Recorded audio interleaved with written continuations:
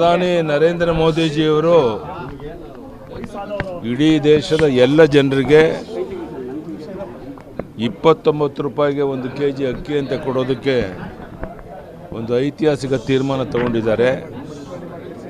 ಇದು ಬಡವರು ಬಲ್ಲಿದರು ಅಂತಿಲ್ಲ, ಎಲ್ಲ ವರ್ಗದ ಜನರು ಸಹ ಈ ಅಕ್ಕಿಯನ್ನು ಕೊಳ್ಳಬಹುದು.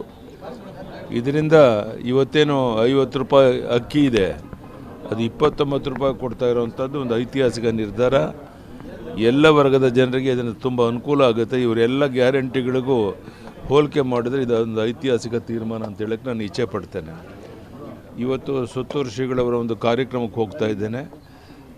ಆ ಕಾರ್ಯಕ್ರಮದಲ್ಲಿ ಭಾಗವಹಿಸಿ ನಮ್ಮ ಮುರುಗೇಶ್ ನಿರಾಣಿಯವರು ಬರ್ತಾರೆ. ಅಲ್ಲಿಂದ ಹೆಲಿಕಾಪ್ಟ್ರಲ್ಲಿ ದಾವಣಗೆರೆಗೆ ಹೋಗಿ ಅಲ್ಲಿಂದ ಬೀದರ್ಗೆ ಹೋಗಿ ನಾಳೆ ವಾಪಸ್ ಬರ್ತೇನೆ. ಸರ್, ನಿನ್ನೆ ದೆಹಲಿಯಲ್ಲಿ ಕಾಂಗ್ರೆಸ್ ಪ್ರತಿಭಟನೆ ಇತ್ತು. ಅಲ್ಲಿ ಮಾಂಸದೂಟವನ್ನು ಮಾಡಿಬಿಟ್ಟು ನೇರವಾಗಿ ಸುತ್ತೂರು ಮಠಕ್ಕೆ ಬಂದು ಗದ್ಗೆಗೆ ಪೂಜೆ ಮಾಡಿದ್ದಾರೆ. CM ಅವರು, ಹೋಮ್ ಮಿನಿಸ್ಟರ್ ಎಲ್ಲರೂ ಕೂಡ. ನಾನು ಅದಕ್ಕೆ ರಿಯಾಕ್ಷನ್ ಕೊಡೋಕ್ಕೆ ಇಷ್ಟಪಡೋದಿಲ್ಲ. ಅದು ಅವರವರು ಸಂಬಂಧಪಟ್ಟದ್ದು. ಅದು ಆ ರೀತಿ ನಡ್ಕೊಳ್ಳುವಂಥದ್ದು ಸರಿಯಲ್ಲ ಅಷ್ಟು. ಈ ಬೂತ್ಗಳಲ್ಲಿ ಗ್ರಾಮ ಚಲೋ ಅಭಿಯಾನಕ್ಕೆ ಚಾಲನೆಯನ್ನು ಕೊಟ್ಟಿದ್ದೇನೆ. ಹೆಮ್ಮೆಯ ಪ್ರಧಾನಮಂತ್ರಿ ನರೇಂದ್ರ ಮೋದಿಜಿಯವರ ಒಂದು ಕನಸು 2047ನೇ ಇಸ್ವಿಗೆ ಭಾರತ ವಿಕಸಿತ ಭಾರತ ಆಗಿ ಪರಿವರ್ತನೆ ಆಗಬೇಕು ಅಂತ ಹೇಳಿದರೆ, ಭಾರತ ಸಂಪೂರ್ಣವಾಗಿ ಅಭಿವೃದ್ಧಿ ರಾಷ್ಟ್ರವಾಗಿ ಪರಿವರ್ತನೆ ಆಗಬೇಕು ಅಂತ ಹೇಳಿದರೆ ಗ್ರಾಮಗಳು ಕೂಡ ಸಂಪೂರ್ಣವಾಗಿ ಅಭಿವೃದ್ಧಿ ಆಗಬೇಕು ಮತ್ತು ಸಮಾಜದ ಕಟ್ಟಕಡೆಯ ವ್ಯಕ್ತಿಗೂ ಕೂಡ ಸವಲತ್ತುಗಳು ಸಿಗಬೇಕು. ಈ ನಿಟ್ಟಿನಲ್ಲಿ ಈ ಒಂದು ಗ್ರಾಮ ಚಲೋ ಅಭಿಯಾನ ಒಂದು ಉತ್ತಮ ರೀತಿಯ ಒಂದು ಅಭಿಯಾನ ಆಗ್ತದೆ. ಈ ಅಭಿಯಾನದ ಮುಖೇನ ಪ್ರತಿಯೊಂದು ಗ್ರಾಮ, ಪ್ರತಿಯೊಂದು ಮನೆಗೂ ಕೂಡ ಭಾರತೀಯ ಜನತಾ ಪಾರ್ಟಿ ಕಾರ್ಯಕರ್ತರು ತಲುಪುವುದರ ಮುಖೇನ ಕೇಂದ್ರ ಸರ್ಕಾರ ನರೇಂದ್ರ ಮೋದಿಜಿಯವರ ನೇತೃತ್ವದಲ್ಲಿ ಕೊಟ್ಟಿರ್ತಕ್ಕಂಥ ಜನಪರ ಯೋಜನೆಗಳು, ಎಲ್ಲ ಯೋಜನೆಗಳನ್ನು ಮನೆ ಮನೆಗೆ ತಲುಪಿಸ್ತಕ್ಕಂಥದ್ದು ಮತ್ತು ಸಂಪೂರ್ಣವಾಗಿ ನಮ್ಮ ಕಾರ್ಯಕರ್ತರು ತೊಡಗಿಸ್ಕೊಂಡು ಎಲ್ಲರನ್ನೂ ಕೂಡ ಗ್ರಾಮಗಳಿಗೆ ತೆರಳುತ್ತಾ ಇರ್ತಕ್ಕಂಥದ್ದು ಭಾರತೀಯ ಜನತಾ ಪಾರ್ಟಿಗೆ ಮುಂದಿನ ದಿನಗಳಲ್ಲಿ ದೊಡ್ಡ ಶಕ್ತಿಯನ್ನು ನೀಡುತ್ತದೆ. ಈ ಅಭಿಯಾನವನ್ನು ನಾನು ಭಾಳ ಸಂತೋಷದಿಂದ ಇವತ್ತು ಚಾಲನೆಯನ್ನು ನೀಡಿದ್ದೇನೆ. ಮತ್ತು ಇವತ್ತು ಗೋಡೆ ಬರಹ ಕೂಡ ಮೋದಿ ಮತ್ತೊಮ್ಮೆ ಅಂತಕ್ಕಂಥ ವಿಚಾರವನ್ನು ಮುಂದಿಟ್ಕೊಂಡು, ಮೋದಿ ಮತ್ತೊಮ್ಮೆ ಅಂತ ಹೇಳಿದ್ರೆ ಈ ದೇಶದ ಪ್ರಧಾನಮಂತ್ರಿ, ಈ ದೇಶದ ಭವಿಷ್ಯವನ್ನು ರೂಪಿಸ್ತಾ ಇರ್ತಕ್ಕಂಥ ನಮ್ಮ ಹೆಮ್ಮೆಯ ಪ್ರಧಾನಮಂತ್ರಿ ನರೇಂದ್ರ ಮೋದಿಜಿಯವರು 3ನೇ ಬಾರಿಗೆ ದೇಶದಲ್ಲಿ ಪ್ರಧಾನಮಂತ್ರಿ ಆಗಬೇಕು.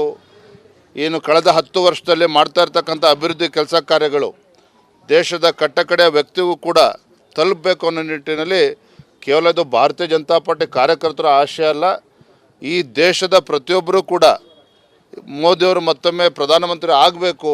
ಆಗ ಮಾತ್ರ ಈ ದೇಶ ಸಂಪೂರ್ಣವಾಗಿ ಅಭಿವೃದ್ಧಿ ಆಗ್ತದೆ ಮತ್ತು 2047ನೇ ಇಸ್ವಿಗೆ ಒಂದು ಅಭಿವೃದ್ಧಿ ರಾಷ್ಟ್ರವಾಗಿ ಹೊರಹೊಮ್ಮಲು ಸಾಧ್ಯ ಆಗ್ತದೆ. ಅಮಿತ್ ಶಾಜಿಯವರ ಕಾರ್ಯಕ್ರಮ ಕೊಂಚ ಬದಲಾವಣೆ ಆಗಿದೆ.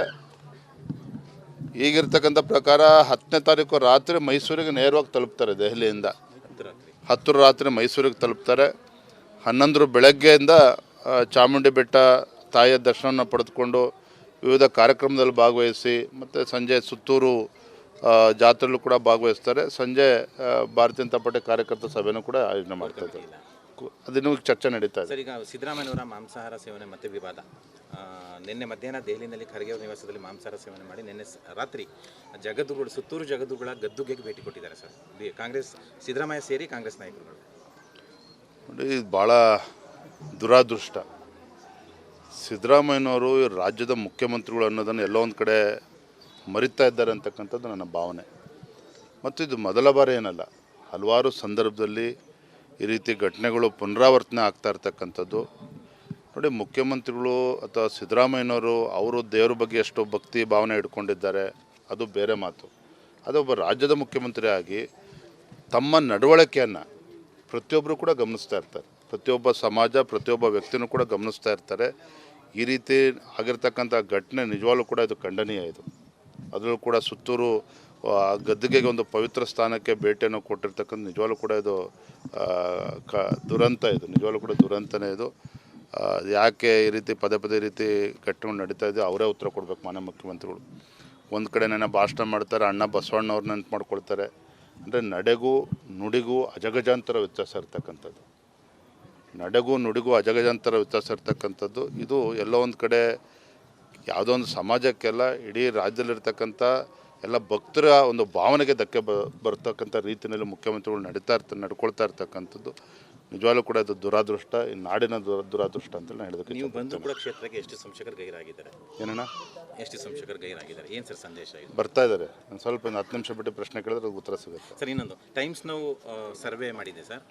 ಕರ್ನಾಟಕದಲ್ಲಿ ದೋಸ್ತಿ ಪಕ್ಷಗಳು 23, ಕಾಂಗ್ರೆಸ್ಸು 5, ಅಂದರೆ 23 ಅಂದರೆ 2 JDS, 21 BJP ಸೇರಿ ಇಷ್ಟು ಬರುತ್ತೆ ಅಂತ ಹೇಳಿದ್ದಾರೆ. ದೇಶದಲ್ಲಿ BJP ಮಾತ್ರ 323 ಗಳಿಸುತ್ತೆ ಅಂತ ಸರ್ವೆನಲ್ಲಿ ಬಂದಿದೆ ಸರ್. ಇಡೀ ದೇಶದಲ್ಲಿ ನರೇಂದ್ರ ಮೋದಿಜಿಯವರ ಪರವಾದಂಥ ಒಂದು ಅಲೆ ಎಲ್ಲ ಕಡೆ ನಾವು ನೋಡ್ತಾ ಇದ್ದೇವೆ. ಸಹಜವಾಗಿ ಕರ್ನಾಟಕ ರಾಜ್ಯದಲ್ಲೂ ಕೂಡ ಆ ವಾತಾವರಣ ಇವತ್ತು ಭಾರತೀಯ ಜನತಾ ಪಾರ್ಟಿಯ ಪರವಾಗಿ ನಿರ್ಮಾಣ ಆಗಿದೆ. ನರೇಂದ್ರ ಮೋದಿಜಿಯವರು ಮೋದಿ ಮತ್ತೊಮ್ಮೆ ದೇಶದ ಭವಿಷ್ಯದ ದೃಷ್ಟಿಯಿಂದ ಅಂತೇಳಿ ಜನರಿಗೆ ಮನವರಿಕೆ ಆಗಿದೆ.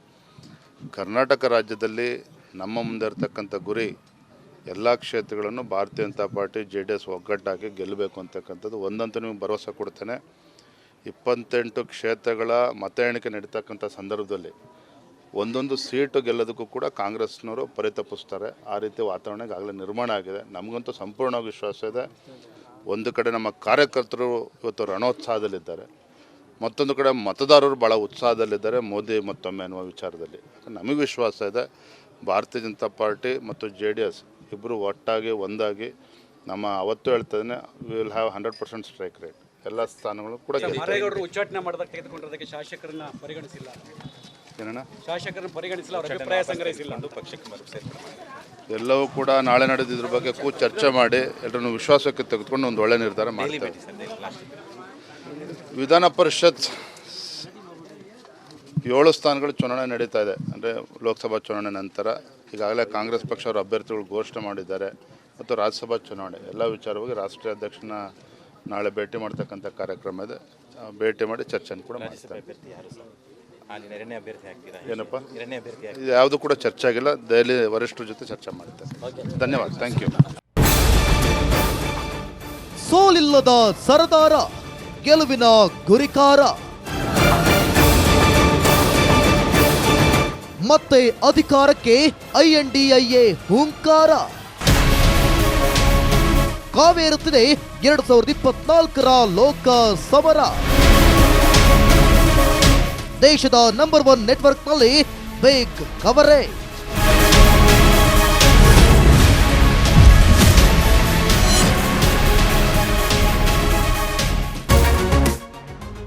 ರಿಪಬ್ಲಿಕ್ ವರ್ಲ್ಡ್ ಆಪ್ ಇದು ಕೇವಲ ಅಪ್ಲಿಕೇಶನ್ ಅಲ್ಲ, ಸಮಗ್ರ ಸುದ್ದಿಗಳ ಸಂಪರ್ಕ ಮಾರ್ಗಕ್ಕೆ ಕ್ರಾಂತಿಕಾರಿ ಬದಲಾವಣೆ.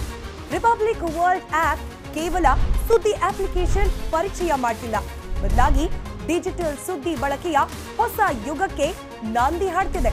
ಇದೊಂದು ಬ್ರೇಕಿಂಗ್ ನ್ಯೂಸ್, ಪ್ರಭಾವಶಾಲಿ ಕಾರ್ಯಕ್ರಮಗಳಿಗೆ ಗಟ್ಟಿಯಾದ ವೇದಿಕೆ. ಇಲ್ಲಿ ಕೇವಲ ತಾಜಾ ಸುದ್ದಿ, ಅದರ ನೇರ ಪ್ರಸಾರ ಮತ್ತು ಚರ್ಚೆಗಳಿಗೆ ಮಾತ್ರ ಅವಕಾಶ. ರಿಪಬ್ಲಿಕ್ ವರ್ಲ್ಡ್ ಆಪ್ ಈಗಲೇ ಡೌನ್ಲೋಡ್ ಮಾಡಿ. ಗೂಗಲ್ ಪ್ಲೇ ಸ್ಟೋರ್ ಹಾಗೆ ಆಪಲ್ ಆಪ್ ಸ್ಟೋರ್ನಲ್ಲಿ ಲಭ್ಯ.